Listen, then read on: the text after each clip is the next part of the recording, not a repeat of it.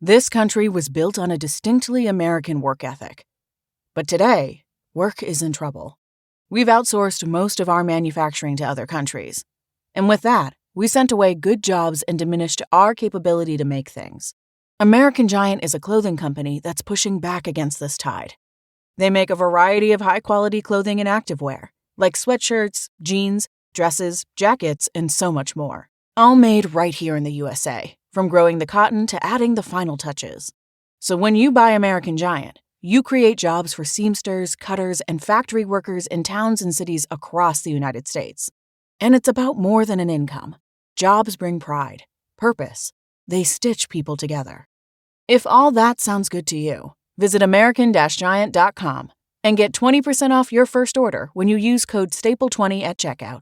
That's 20% off your first order at American-Giant.com with promo code STAPLE20. And that is so amazing that I get to wake up and have that life, that I'm not depressed, or that I'm not crying all day, or that I'm not part of the world that I was meant to be in. And I know that sounds stupid to most people, but the fact that I can wake up and do anything I want is what makes me happy and proud and grateful. Welcome to the Beautifully Broken podcast. I'm your host, Freddie Kimmel, and on the show we explore the survivor's journey, practitioners making a difference, and the therapeutic treatments and transformational technology that allow the body to heal itself. Witness the inspiration we gain by navigating the human experience with grace, humility, and a healthy dose of mistakes. Because part of being human is being beautifully broken.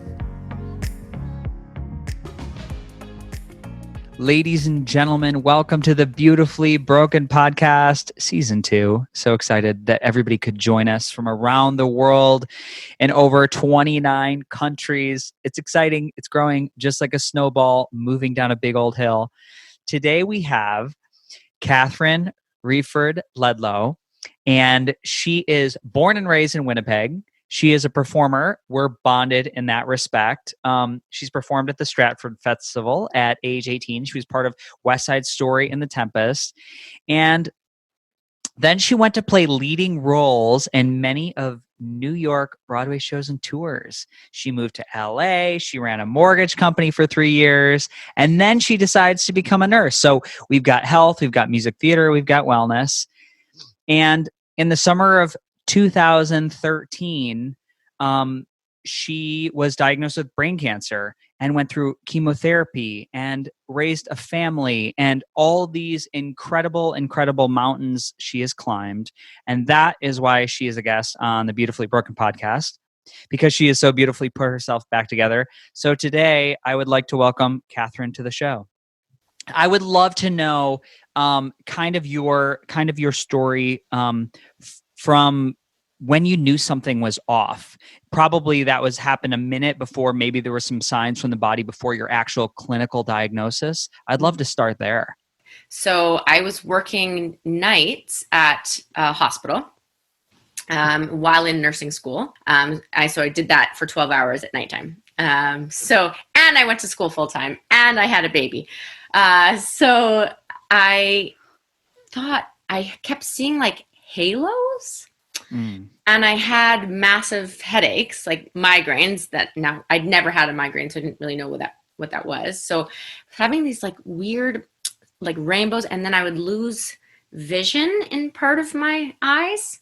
Mm-hmm. So it'd be right if I was looking right at you. So if I looked up, I could see forward, but if I looked forward, I couldn't see forward. And I remember thinking, that's scary. I wonder what's going on. So I went to Dr. Google and Googled what does having a brain tumor feel like? And it was like 97% of the time it first shows up with a seizure. So I was like, I've never had a seizure. I'm totally fine. And then I was talking to other people about it other nurses and doctors and stuff. And they said, oh, well, it's probably you don't have enough sleep because I was in school and blah, blah, blah, all that stuff. And like feeding Elliot and and they said, oh, you probably just don't have enough sleep. And I was like, yeah, fair enough. Okay, I'm fine. So I remember thinking, oh, that's bizarre. And so, but then when I got pregnant with my daughter 2 years later, I had zero symptoms. So all the symptoms went away when I was pregnant. So then I gave birth. I graduated nursing school, gave birth a week later, and then 5 weeks later I was diagnosed. So in those 5 weeks after she was born, I had constant migraines. I thought I had a sinus infection. I was dizzy. Parts of my arms and my leg were falling asleep. But I could explain every single one of them because I was a nurse. Right. Right. So I picked up the phone, I called her, and I left a message, and I sort of listed all the things that I had happened to me. And I said, I left her a message, you can go to work. So he went to work, and then she called me right back after he had left and said, you have to go to the emergency room. And I was like, what are you talking about? Like, I've never even been to an emergency room ever. I'm fine. I'll just come see you. I'm like, she said, no, now. You need to go now. I was like, oh, okay.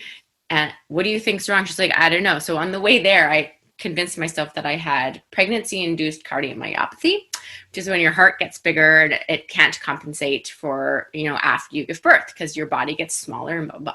So I just figured it was that. So when I got there, not all of them knew me there because I'd done some of my training there at that hospital with OU. And so I came in and I said, hi, everybody. This is my daughter, Quinn. I think something's wrong with my heart, so let's do an EKG. So I sort of was bossing them around. So they did an EKG. They took me in right away. Because I had my 5-week-old baby. So I was still breastfeeding her. So they were like, oh, she's so cute, blah, blah, blah. And hi, Catherine, how are you? Hugs, hugs, hugs. So they did a second EKG, couldn't find anything wrong. And they said, you gave birth naturally. You could have like a small brain bleed from pushing. I was like, oh, fair enough. So let's check that. So I went into the CAT scan. And when I came out of the CAT scan, everybody's faces were white. Mm-hmm. And it didn't hit me yet. And I was like, oh, where's my daughter? Can I have her back? And they're like, oh, no, just stay here just for now. And I'm like, very funny. Can I have my daughter back? And they just wouldn't let me leave or go or move. And then like all of a sudden, all these doctors came into the room. They had taken my scan up to see the neurosurgeon who was doing surgery. It was that bad that they brought it up to him in surgery. And he said, schedule her for tomorrow morning. So my surgeon said it was bigger than his fist and he has really big hands. So it was about the size of a softball, not a baseball, a softball. So it took up about a quarter of my brain. And it was right on my speech center. So, they said, the doctors that came into the room, they said, oh, you have a mass on your brain. And I was like, okay, just take it out. And they're like, no, it's not that, simple. Do you want to see a picture of it? So they showed me the CT scan and I, sort of was in shock. And I said, can I call my husband? So I called him and said, I have a brain tumor. Can you come here? So he was in shock too. So he picked up, I had arranged care for my son who was 2. He picked up my son. Don't know why. Came to the hospital, but by the time he got there, I was already in an MRI for a pre-surgery MRI. And he didn't know where Quinn was, and he was like so in shock. And Elliot was crying, and I just remember lying on the MRI table, trying not to move, with just tears coming down my eyes, and I was like, fuck. Mm-hmm. My whole world has changed. And I remember just lying there and being like, holy shit, what do I do? Like, this is like the end of this is it.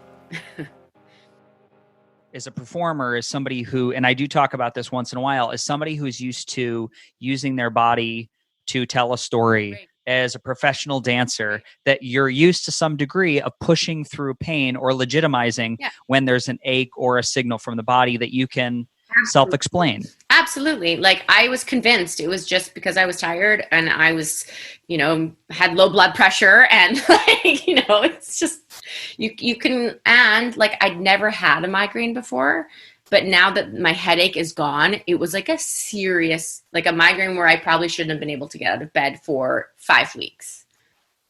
So. And with this skill set of, again, being somebody who you can talk your way through pain, you can understand when things aren't functional, but again, the show must go on. That's kind of programmed into your body. So it's interesting. You're sort of a double-edged sword, because not only do you have that performer instinct, but now you're trained in the medical field. So you can easily cherry pick conditions that can easily check those boxes for you. So it almost yielded itself to kind of this perfect storm for you to find yourself at this ground zero. Yep. But oh my goodness. At the same time, like, it did make sense. Like, the first thing I thought was I might have a brain tumor. So I looked that up right away as soon as I started having these sort of visual changes and everything. But what it mostly said was when you're tired, and it was always when I was tired. Mm-hmm. So, but I probably was tired my entire children's younger life, and probably still now, but now that they're 10 and 7. Of course. And being a parent does drain your life energy. I do not have kids, but I watch my brother and sister, and I see the toll that it's taken on their life force. Well, you know what though? We're super lucky in that we moved back to Winnipeg. And my mom and dad live here. My sister and her partner live here, and they've got 2 kids, but it's mostly my mom. So I spent another year in Oklahoma before we moved back to Winnipeg. And out of those 12 months that we were there, my mom spent 9 months of it with us in Oklahoma. Helping with my daughter, helping with my son, helping my husband with his business. So it was a rough patch of time, but it also brought me a lot of faith and hope in people. I had to stop breastfeeding my daughter when she was 4.5 months old. And previously with my son, I had extra milk that I'd pumped, and I donated it to a group in Oklahoma that's, for people that can't pump enough, or that have some like cancer or something like that. But and I had no problem getting up in the middle of the night pumping and knowing that it would be for good use and blah, blah, blah. But when people gave it back to me, it brought out something in me that hadn't been brought out before. Like, it was just amazing that these people wanted to help me, that they were willing to get up in the middle of the night and pump, whereas I had done it already, but I didn't realize how much of a difference it could make in somebody's life when you do these little things that don't really matter to you, but you're happy that it can help somebody else. Actually, because I'm sure there's so many people that have an experience with this. My grandmother died of brain cancer. She had glioblastoma. Yeah. It was my last year of high school. I remember it very vividly. And, 17, 18 years old, you process it how you process it. Yeah. Having an experience with cancer later in life, I wish I could go back in time and be more present through that experience. But at a 17-year-old kid, it's kind of like you think your life is so important. And it's funny to reflect back on that now. So can you go into like exactly what type of cancer you were diagnosed with? Because I know it's very different across the board. Right. So I have one less than what a glioblastoma is. So it's called an anaplastic astrocytoma. Oh, you got to say that one more time, really slow. Anaplastic astrocytoma. Wonderful. Which is grade 3. So it will turn into a GBM, a glioblastoma, but it hasn't yet. So I go for MRIs every 3 months. I have another one on September 17th. So I will see if it's still stable, and it has been stable since my proton therapy and my chemotherapy. I did a lot of work on what kind of chemotherapy I wanted to get. I went to different places. We drove to Dallas and got information, and I sent my my genetics off for a Caris test, which tells you all about what genes you have and which ones you don't have and which ones they can try to tackle to get rid of it. So I had 4 different kinds of chemotherapy during my time, which is normally it's just one for brain cancer, but it can be 3. But I had 4, so that's amazing.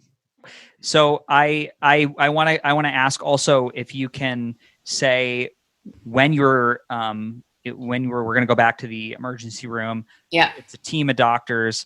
You're pale white. You're trying to process. Do you remember? They were pale white. I wasn't pale white. Oh, that's even better. Right. What were they offering you as a prognosis and treatment options in that moment? So we actually, Joel taught, when we were in LA, he taught, one of his students was a cancer doctor at Cedars-Sinai. And so we asked him to send it to the head brain tumor guy there, Mr. Black, Andrew Black, I think was his name. And so we sent him all my information and all like the MRI and all that stuff. And he asked who was doing the surgery, and I said Dr. Shagru, and he said, "Oh my gosh, Shagru, he's amazing. He said if I can't do the surgery, Shagru can do it." Like that's what he said. Like when I can't do it, I send it to Shagru because he's a miracle with his hands. So we felt super lucky. Shagru had trained in Australia and England and in LA. And so and he was from Oklahoma. He had just come back to Oklahoma like 2 weeks before I was diagnosed. So I feel like that was a super fortunate thing for me. And he's left now. So it was just that timing. It was perfect timing for me and to have that surgery. My surgery was really long. My midwife, who gave birth to both my kids, worked there and wanted to hold my hand the entire time during my surgery. So she held my hand while I went in and didn't let it go for the whole 8 or 9 hours of the surgery. And I remember at one point the doctor and all the nurses were yelling and screaming at each other, close it, hurry. And but I don't know if I was a mat. They give you enough drugs, so you're kind of like, but you can still, and everything was just sort of funny to me during that time. And then they sort of knock you out to sew you back up. So they give you some propofol during that time when they do that. And so I remember once I couldn't talk after my surgery because of the swelling. And also they were worried that they might have cut something that they shouldn't have cut because they were only having me sort of count to 10. And I could count to 10 after the surgery, but I couldn't make words. So I knew exactly what I wanted to say, but I couldn't get it out of my mouth. I couldn't write and I couldn't sign anything. So that was kind of difficult. But I remember asking my midwife a year later, because I didn't really have the balls to ask it earlier. And I said, did I almost die during surgery? And she looked at me and she changed the subject because she knew I didn't want to hear it, but she knew that I knew what she was going to say.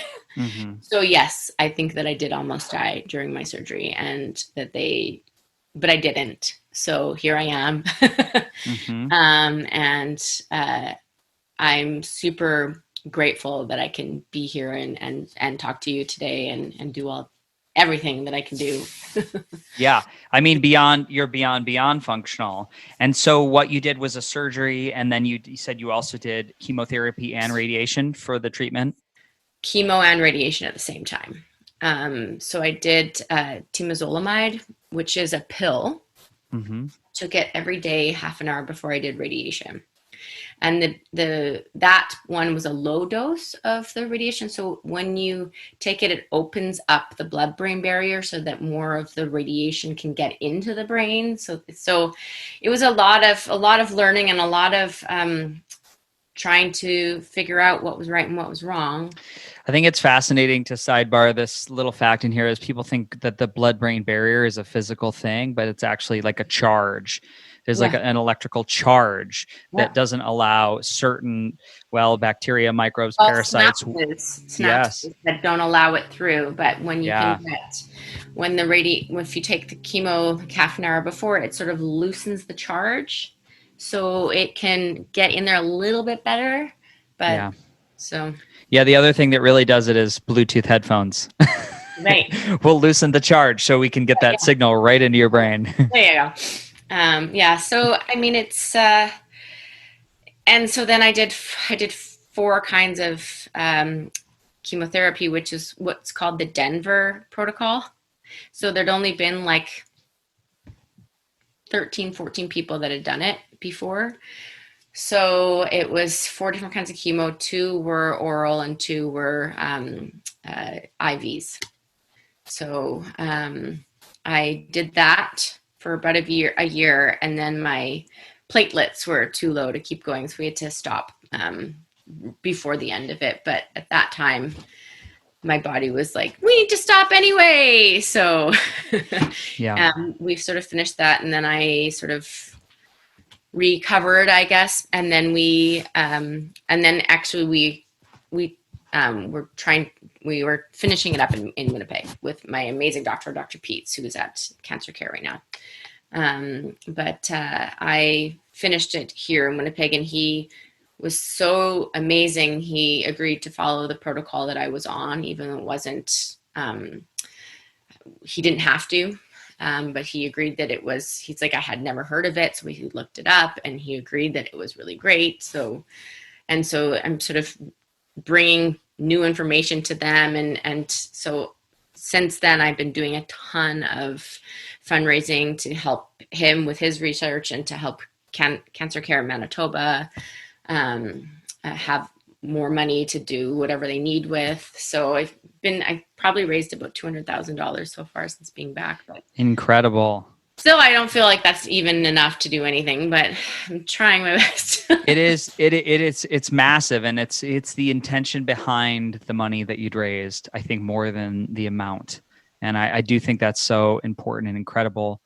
I want to know, I want to ask you, in the midst of the experience, what was your pull towards wanting to do standard of care, what was offered with possibly some alternative therapies, or were you in the mindset to entertain some ideas that were maybe? Oh yeah, I did everything.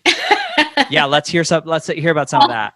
Well, I went through very different phases of it. So my husband does, I don't remember the name. Qigong.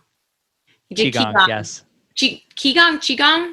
I think they both work. Okay, yeah. So he is a super amazing martial artist, and so he learned this through his martial arts training. Yeah, it's very powerful. So we actually bought a table, and he did it on me all the time. I wish it was then again because it felt amazing. Joel, you need to keep doing this energy work on your wife. I'm calling you out on the podcast. Downstairs. Can't hear you. That's okay. He'll listen. Yeah. So he did that on me a lot. We actually, when we were in LA, we saw some of his friends that did it as well, and I was treated there as well. I don't remember I sort of was like on a keto diet because sugar feeds cancer, but because of the blood-brain barrier, we weren't sure if that worked, and it was hard because, raising 2 kids who eat, we actually raise them on, like, they love all vegetables, they love pear, mango, spinach, but even like that has carbs in it, and like it does. like a carrot has carbs in it. So I sort of did that for a while, and it was making me so. I also have an eating disorder, so coming out of like being now healthy and then having to look at exactly what I'm eating and being very careful, I was like, this is going to be a nightmare for me. And I just knew in my head that I couldn't do it anymore. So I just said, you know what? I tried this, but I can't do it because it will get me back into counting exactly how many calories I have and exactly this. And I did not want to get back into that loop. So now being a recovered anorexic person, I am very careful about where I let my brain go to and how I worry about things. And I just worry about, am I eating enough food? Do I have enough energy? Am I hungry ever? And I listen to my body. I don't count anything. I don't do Noom or whatever that thing is. I know what my body needs, and I give that to my body. So these 2 books, one's called Tripping Over the Truth, one's called The Metabolic Approach to Cancer. Those are both great if people want to explore the idea of using some type of a dietary approach with their cancer protocol, which I've found to be very beneficial for myself. But like you said, I think what supersedes the food is the mindset and how you feel and how your level of happiness. Right. Because if it's going to make you crazy, it's just not worth it. Well, and also too, brain cancer is very different from any other kind of cancer because you can't like fix it. You can't eat something that will make it better because you can't get to it. Like it's stuck in your brain. If it was anywhere else but my brain, I would be super into, I eat super healthy right now, but like cutting out coffee or cutting out any kind of alcohol, or, you know what I mean? Like it's not, like I'm a healthy weight. I exercise at least an hour and a half every day. I am confident in my body. I feel good. I can kick my face. I can jump on the trampoline with my kids. I can, have fun with them. But I used to have like a photographic memory. I could memorize anything. And now I take, bye Joel, I take hours and hours of reading a couple lines to memorize them. Yeah. And so like when I perform, as soon as I get cast, everybody knows in Winnipeg that I have brain cancer. So they will send me the script immediately so that I can start rehearsing it every single day and the songs and the lines and all that stuff. So that's amazing. There's actually a scientist, his name's Dom D'Agostino. He's a big ketogenic fan. He's a weightlifter, and he's seen really good evidentiary proof that a ketogenic diet does benefit even glioblastoma. They've seen benefit in the long-term survival effects. And the other dietary thing that I've seen is it's a type of water which I've actually done. It's deuterium depleted water. Yeah, that's what you're telling me about. Yeah. Yeah. That people that through drinking this water that has been depleted of these deuterium ions, these deuterium isotopes, that the body can benefit, and it is shown to have benefit on the whole body, even crossing the blood-brain barrier. So there's definitely some stuff out there if you want to go in the rabbit hole. But I imagine like I experienced, like there's a point where you have to say, okay, there's so much information. I got to make a plan tomorrow. And you don't have time to, for me, I remember back in the day, because I just didn't know everything. And I didn't know there were coaches out there that helped people with cancer. I didn't know what a health coach was. I didn't know what functional medicine was. I didn't know any of this. I always say this, I ate, oh God, what is it? The morning biscuit sandwiches from McDonald's on the way to chemotherapy, doubles and double hash browns. And I loved it. But I just wasn't into it. So when people would suggest to me, well, there's this mushroom complex that can melt away cancer, I get really angry. I'm like, this is my body. I was like, I'm not going to skip out on the standard of care and take mushrooms. Step back, please. Step away. Step away. Well, I've always really eaten very healthy. Like I eat fruits, vegetables, and I don't really eat any carbs besides fruit and wine, occasional glass of wine. But I really don't eat rice. I don't eat bread. I don't eat, pasta. I don't eat any of that stuff. And I never have. Yeah. I also don't like chocolate. So there's so many things that I don't eat and don't like, that it's very easy for me to eat well, but also like my mom has type 1 diabetes. So we grew up with carrots and celery and broccoli and cauliflower cut up in the fridge. So if we were hungry, we'd just go and grab some carrots or some cauliflower. And that's sort of how I grew up. So it wasn't ever, nothing was banned in our house, but everything was available to us. But it was just easy for us to just grab those kinds of snacks. So that's sort of how I grew up. So there was no big change in the way I eat now as to when I did like in my childhood. But it's also, that's the way we raised our kids too. So like they love every kind of vegetable, except for they don't really like zucchini right now, but that's fine because we've got a ton of zucchini growing outside and my husband and I get to eat it all. So that's great. Nice. Yeah, it's lovely. That's great. So the other thing I want to just kind of, pose this question, like, so you said you have, it's a challenge to have this, like, to you knew you had a photographic memory, and now you're like, you get some lines, your loving community sends you these things months in advance. I think that's absolutely incredible. Amazing. What does it feel like to be on stage in this, and for people listening, like in this moving vehicle that live theater does not stop. Once the curtain goes up, it's a roller coaster. So does that scary at all? Or do you feel really good in your body? Very, very scary, but I have little tricks and things that I do that help me get through it. So right before COVID happened, I played Allison in Fun Home.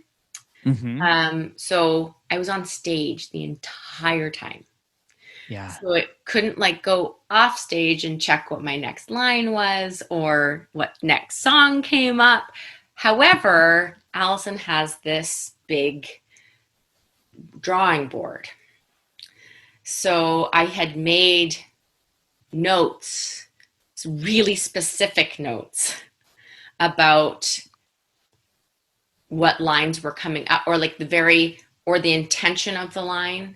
Or if there was one word I couldn't get, I wrote it in huge letters across my board. But I still had things that were on the board that I moved and stuff, and like I was drawing on it the whole time, and I also I had done it again. I'd gotten the script like in the summertime, and this wasn't until like October that we did it. I was sort of trying to memorize it all, and at the same time, but I also knew that I would have this board that I could always go back to in case something happened. That's incredible. But I ended singing songs where there's two other people singing something different than you. Was hard for me as well. But we did it. It was sold out before it even opened. So we did that run, and my son was in the show. He played the youngest kid, John. I saw that. And your son is a little bit of a dancer too, right? Yeah, he is. Yes. Amazing. That was the one that was in here before. That's incredible. Loves dancing, and he's got a good voice. I'm like, one part of me is like, you're going to be a superstar. You can make it on Broadway because he's also American. And then the other part of me is like, no, just go be a doctor. Go do something different. He gets angry, and he's like a typical 10-year-old, He's a boy. He's a boy. He's a boy. He can be tough and rough and not think about others' feelings at sometimes. He is pretty empathetic, but Quinn just knows exactly what you need without you even having to say it. And she has her whole life. And I think that somebody knew somewhere that I needed her to keep me calm and to help me feel okay with what was happening. And so she's just always been there to hold my hand, I guess, just to help me through what was happening in my crazy world. And I mean, she was 5 weeks old.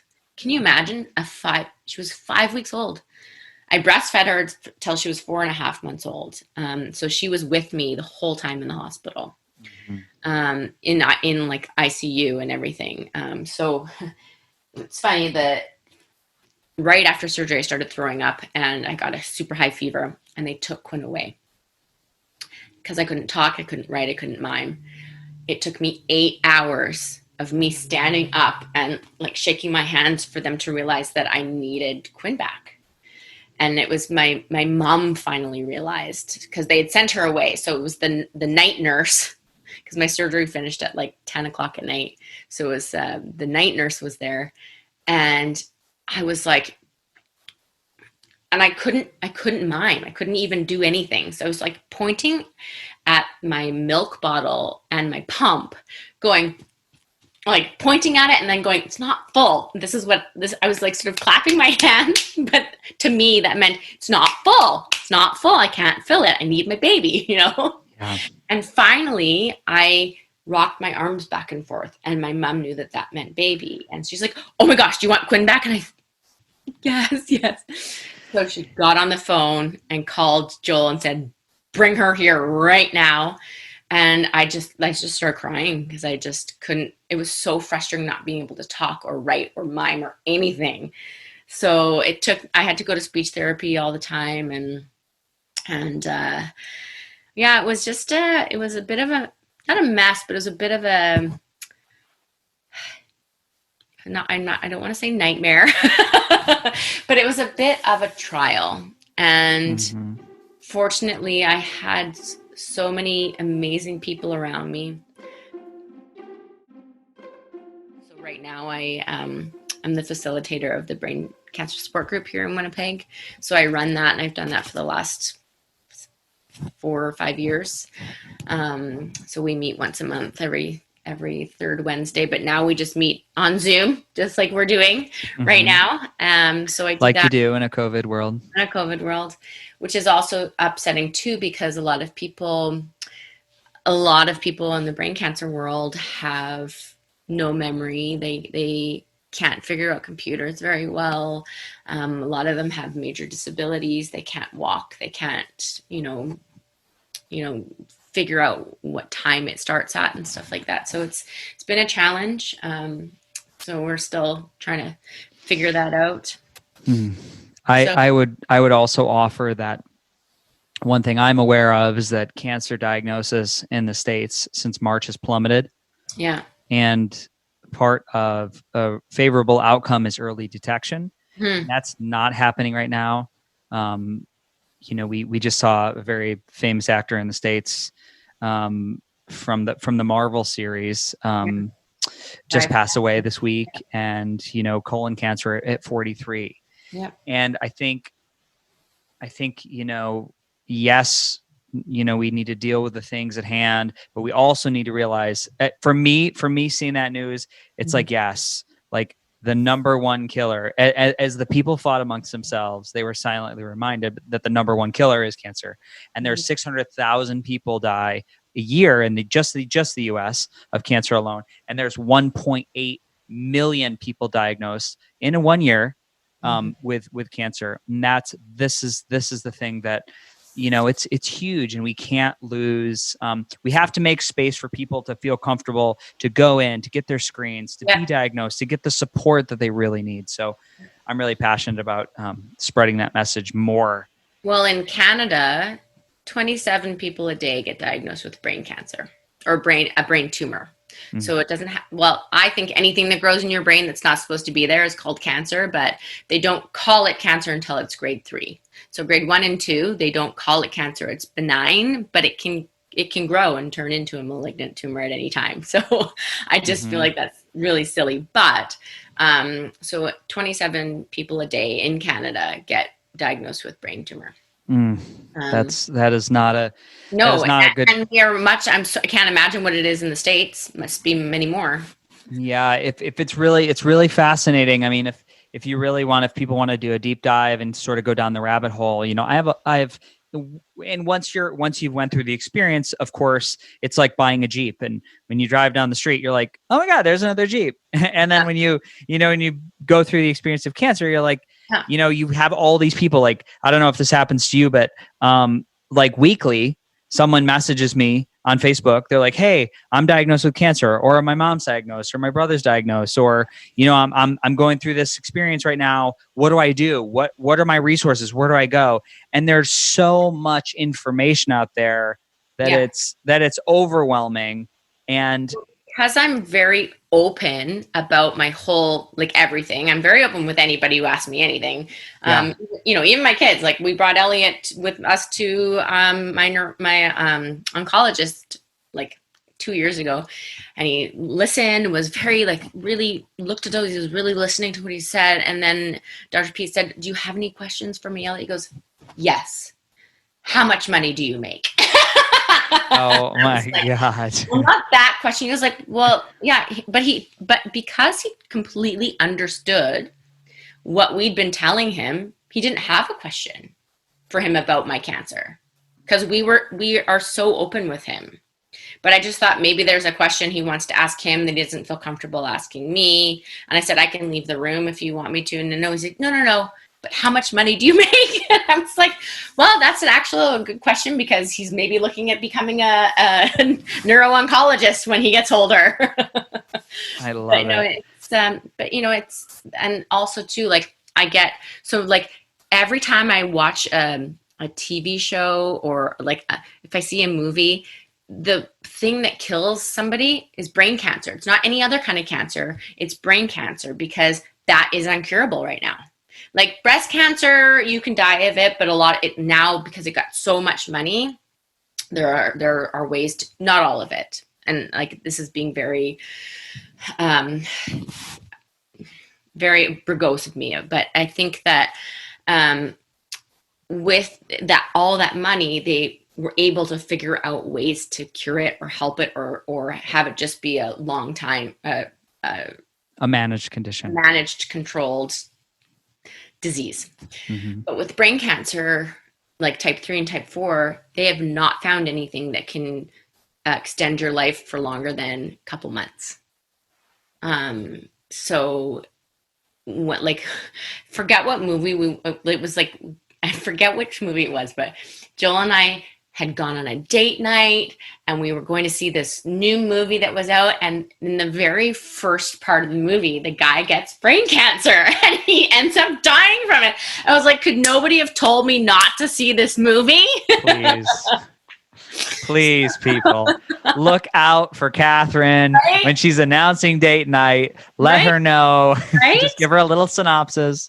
Right. And Joel didn't know. And we were super, we hadn't been on a date since I'd been diagnosed. And so it was like our big night. We went for dinner, and then we saw, and we just we laughed out loud super hard. Everybody was like, what is wrong with you? And then I was like, didn't want to announce, like, and it's okay, I have brain cancer too, but it was one of those things that we just laughed about. And thank goodness I'm with Joel, because we have the same sense of humor.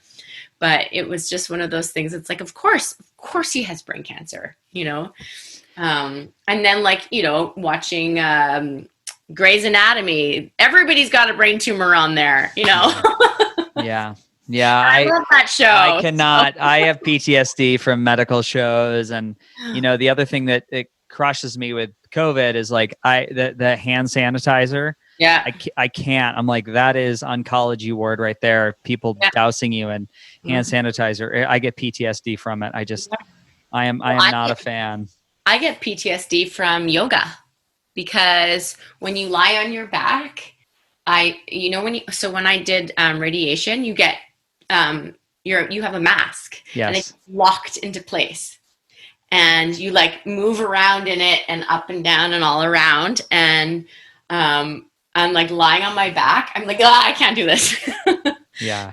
So it's you don't really realize, like, and I sort of was doing a yoga class, and I sort of had to like, I sat up and I was like, I can't do this. And she goes, well, what do you mean? I said, can I lie a different way? Because I just can't lie like this.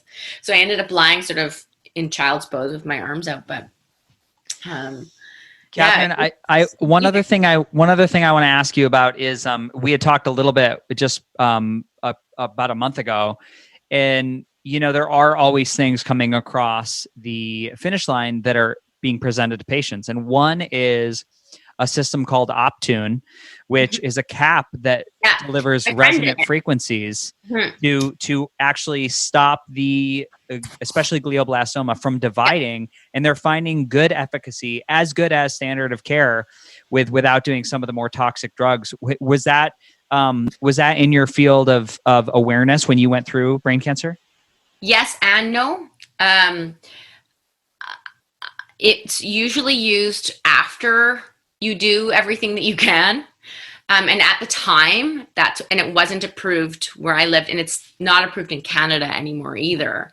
But my friend did it through a trial in Chicago. He lives in London, Ontario. So he did it through a trial. He has a GBM, and he had it. And he has now, he was diagnosed almost the exact same time as me, like a month later. He had glioblastoma. I had one less than he does. So he's been fine still. He did the same, but he did do radiation and chemotherapy and Optune. So when it does come back, I will very much look into that. And I've been sort of keeping my eye on it as well. And so once I do get a regrowth of that, I will look into that, obviously. Now, wait a second. You just said when it comes back. Could we not put into the field of the possibility? Well, I know it will come back. It might not come back for 50 years. Mm-hmm. So I know my body, and I know that my body's not done with this. Mm-hmm. And I know also that they couldn't get it all out. They did radiation and chemotherapy, but it didn't grow, but it didn't shrink. So I know it will come back, but I'm totally okay with that. Like, I've accepted it, and it might not be until I'm 80, but I know it will come back. And at that time I will look into Optune or whatever is out there. So I'm just keeping track of what therapies could be for me that aren't radiation and chemotherapy, because that hasn't really seemed to work very well. So, and made me sick. So I'd rather have, but I mean, you have to shave your head, which is fine. I don't care about my hair. Obviously you don't either. No, just teasing. I love my bald head. I shave my head after chemo. I let it grow back one time, and that was it. I want to keep shaving my head, but because I do a lot of film stuff too, and everybody's like, you can't have a shaved head for film. I'm like, why the fuck not? You could have a great wig. Right? Exactly. I get the best wigs when I do shows. I love being bald. I loved it. And I was bald for about a year, also because of radiation. So I had it was like, I was super bald right here, right? Like in this whole big circle. And then I had like a bald patch here and a bald patch here, and then hair sort of sparsely growing all around it. It's not good. I shaved it all off until this part started to sort of come back. But I mean, it's still very thin on this side. But I loved being bald. It was so easy. I just wish that I could go back to that. So if I had to get Optune, I'd be able to shave my head. So that would be great too. I love it. So I want to recap. I want to be respectful of time. So Catherine, Broadway star, the mother of a beautiful family, 2 beautiful children, amazing.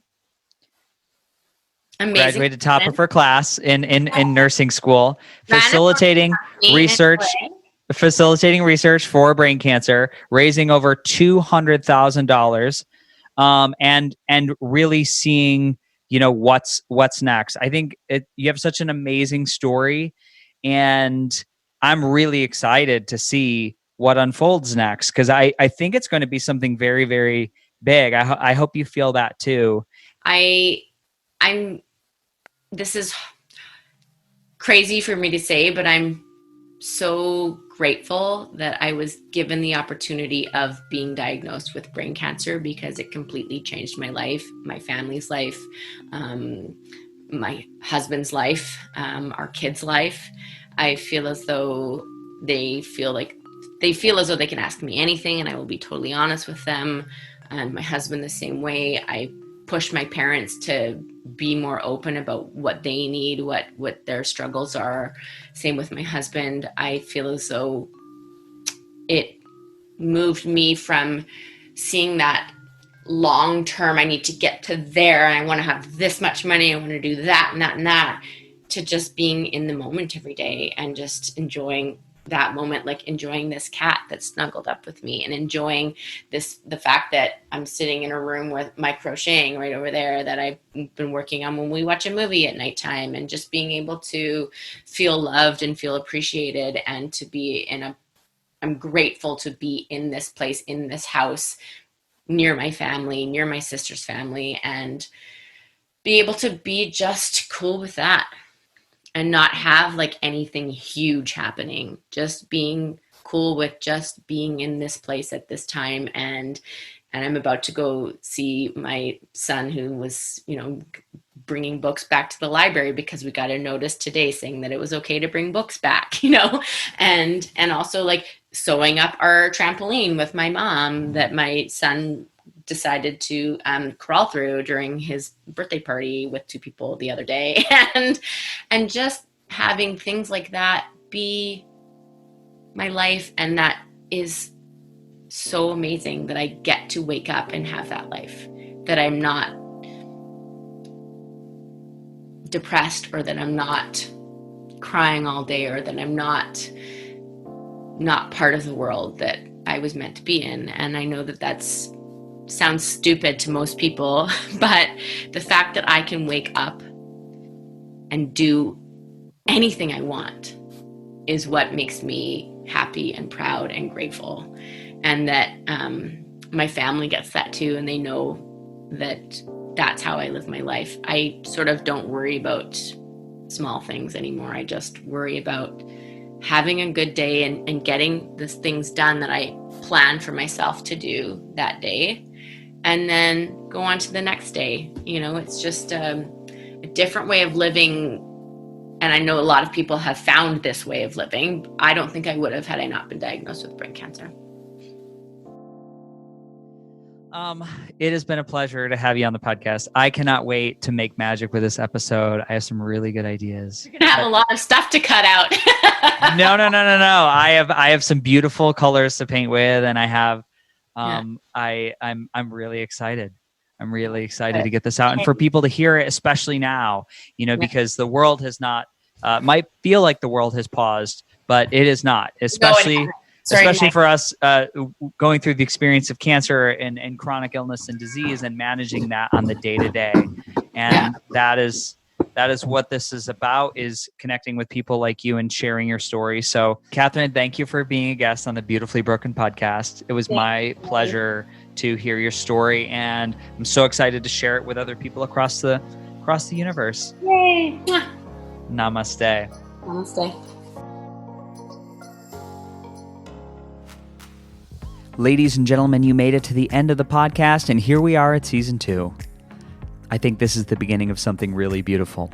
So one way to support the podcast is to head over to FreddieSetGo.com and check out Freddie's Faves, where I've linked every 5-star product and healing modality you hear about on the show.